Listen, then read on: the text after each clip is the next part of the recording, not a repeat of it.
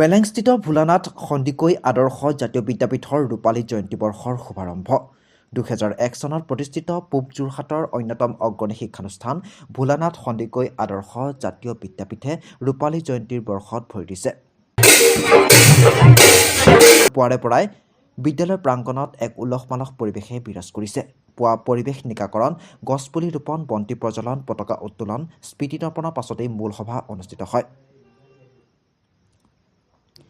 ৰূপালী জয়ন্তী বৰ্ষৰ উদযাপন সমিতিৰ সভাপতি অজিত কুমাৰ সন্দিকৈৰ সভাপতিত্বত অনুষ্ঠিত হয় এই সভা।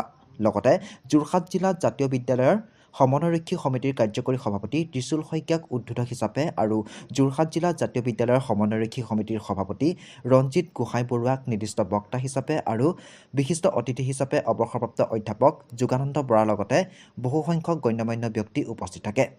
উক্ত সভাৰ মাজতে বিদ্যালয়ৰ ছাত্ৰ-ছাত্ৰীসকলে বিভিন্ন সাংস্কৃতিক অনুষ্ঠান পৰিৱেশন কৰি উপস্থিত সকলোকে আপ্লুত কৰি তোলে। বিদ্যালয়ৰ সঞ্চালক অমূল্য সন্দিকৈক ৰাজহুৱাভাৱেও সম্বৰ্ধনা জনোৱা হয় এই অনুষ্ঠানতে। ইফালে নিশালৈ বিদ্যালয়ৰ ছাত্ৰ-ছাত্ৰীসকলে শকুনি প্ৰতিশোধ ভাওনা প্ৰদৰ্শন কৰাৰ ব্যৱস্থা কৰিছে বুলি জানিবলৈ দিয়ে। উল্লেখযোগ্য যে 25 বছৰ পূৰ্বে মেলেং অঞ্চলত গ্ৰাম্য শিক্ষাৰ উন্নতকৰণৰ উদ্দেশ্যে প্ৰতিষ্ঠা কৰা এই বিদ্যালয়ে ৰাইজৰ আশীৰ্বাদ আজি কিছু হ'লেও পূৰ্ণতা লাভ কৰিছে বুলিও আশা প্ৰকাশ কৰি অনাগত সময়তো এনেদৰেই আগুৱাই যোৱাত সকলোৰে সহায় সহযোগিতা কামনা কৰিছে বিদ্যালয়ৰ সঞ্চালিকা ভানু সন্দিকৈ। নিউজ ডেস্ক ৰিপৰ্ট, খবৰ 24x7। যোৱাবাৰ 2024 চন হাইস্কুল শিক্ষান্ত পৰীক্ষাত ডিষ্ট্ৰিক্টৰ সৰ্বোচ্চ নম্বৰ পাইছিলে।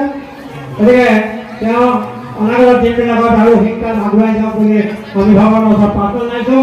আৰু যিসকলে 2001 চনত সপোন দেখি আমি এই বিদ্যালয় প্ৰতিষ্ঠা কৰিছিলোঁ।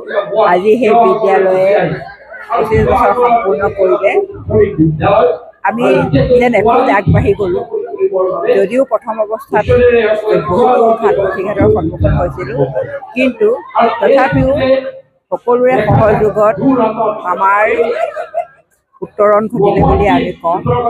আৰু কৰিবৰ কাৰণে আছে, ভৱিষ্যতে চেষ্টা কৰিম যাতে আমি ইয়াতকৈ উন্নতি কৰিব পাৰোঁ আৰু আমাৰ অসমীয়া মাধ্যমৰ যিবিলাক বিদ্যালয় বা অসমীয়া মাধ্যমৰ যিটো আমাৰ যাত্ৰা, সেই যাত্ৰাত যাতে আমি অৰিহণা যোগাব পাৰোঁ।